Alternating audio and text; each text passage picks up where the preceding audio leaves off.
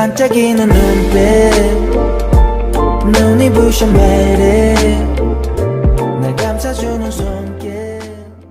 Shin Yeo-jin fell into a coma and entered a state of unconsciousness. When a person experiences a traumatic event, it's possible for them to lose part of their memory related to the incident. This kind of memory loss often seems permanent, but sometimes, as is common in dramas, it can come back unexpectedly. The drama Cinderella game is now nearing its end, but there's still one lingering mystery.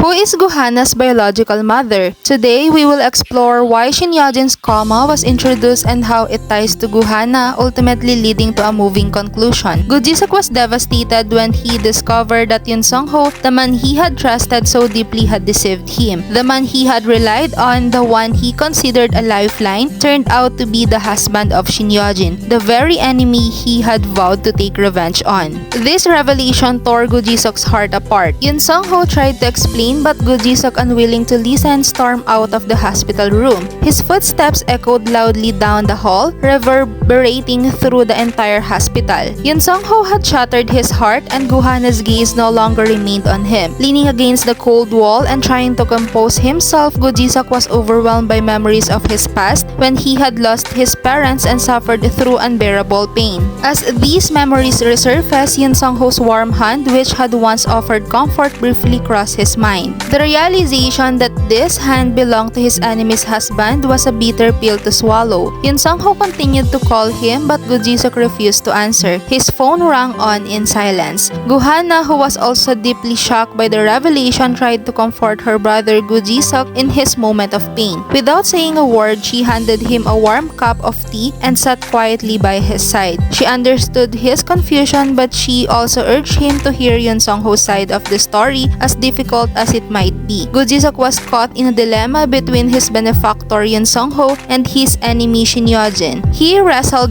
with the decision of whether to continue seeking revenge on Shin Yeo-jin or to let go of his grudge. His eyes wavered and his hands trembled as the weight of the decision pressed down on him. Meanwhile, Yoon Sung-ho, still suspicious of Choi Myung-ji, had barred her from entering Shin Yeo-jin's hospital room. Worried that Yoon Sung-ho might have figured out something, Choi Myung-ji hesitated outside the room, trying to find a chance to sleep and gather information about what Yoon Sung-ho knew. She also wanted to check on Shin Yeo-jin's condition.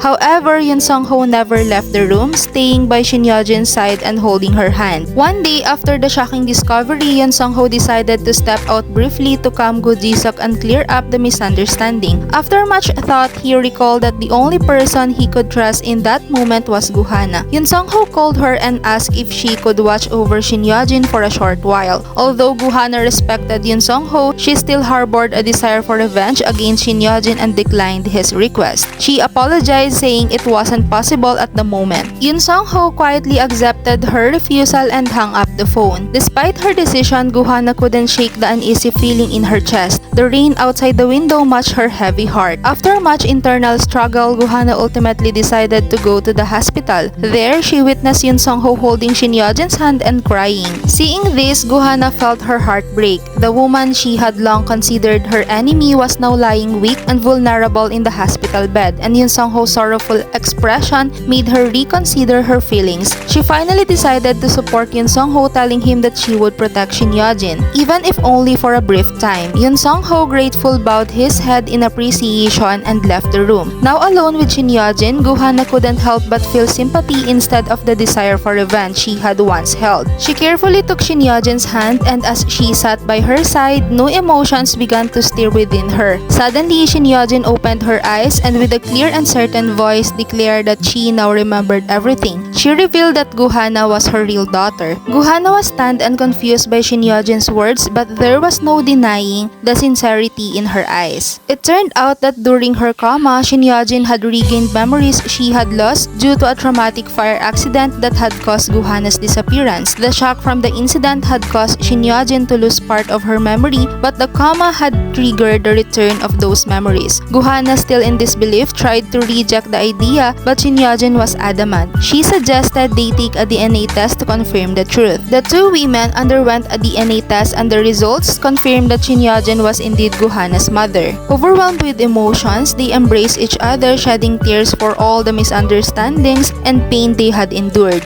'Cause you are beautiful.